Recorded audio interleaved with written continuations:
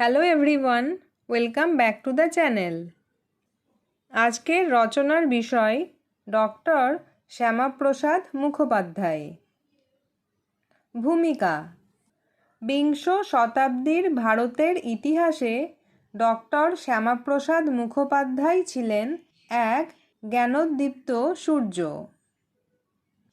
তিনি একাধারে ছিলেন অসামান্য মেধা সম্পন্ন একজন শিক্ষাবিদ এবং অখণ্ড ভারতের অকুতোভয় এক যোদ্ধা।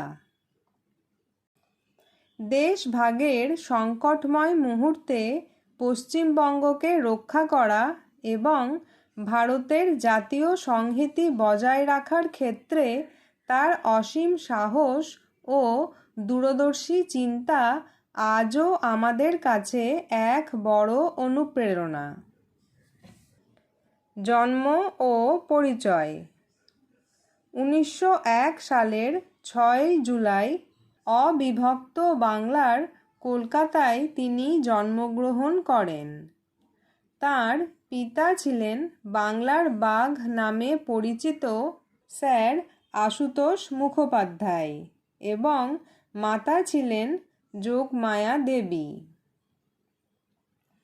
ছোটবেলা থেকেই তিনি এক আদর্শ ও জ্ঞানোদ্দীপ্ত পরিবেশে বড় হয়েছিলেন। শিক্ষা জীবন: শ্যামাপ্রসাদ মুখোপাধ্যায় ছিলেন অত্যন্ত মেধাবী ছাত্র। প্রেসিডেন্সি কলেজ থেকে তিনি ইংরেজিতে স্নাতক হন এবং পরে বাংলা ভাষা ও সাহিত্যে উচ্চ শিক্ষা লাভ করেন। তিনি আইন বিভাগেও ডিগ্রি অর্জন করেন। মাত্র 33 বছর বয়সে তিনি কলকাতা বিশ্ববিদ্যালয়ের কনিষ্ঠতম উপাচার্য হওয়ার গৌরব অর্জন করেন। রাজনৈতিক জীবন: স্বাধীনতার পর তিনি জওহরলাল নেহেরুর মন্ত্রিসভায় ভারতের প্রথম শিল্প ও সরবরাহ মন্ত্রী হিসেবে যোগদান করেন, কিন্তু আদর্শগত পার্থক্যের কারণে তিনি 1950 সালে মন্ত্রিসভা থেকে পদত্যাগ করেন। 1951 সালে তিনি ভারতীয় জনসংঘ প্রতিষ্ঠা করেন।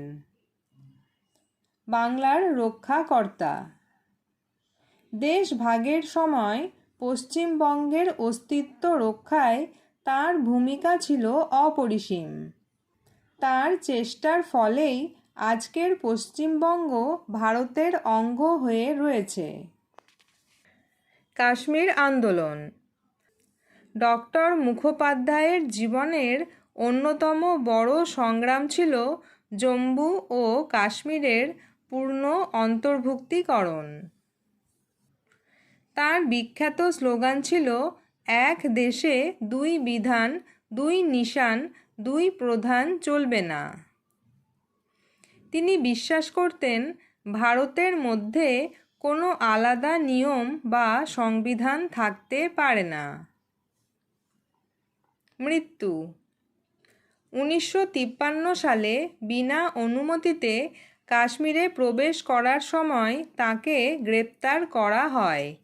1953 সালের 23 জুন শ্রীনগরে বন্দি অবস্থায় তাঁর রহস্যজনক মৃত্যু হয়।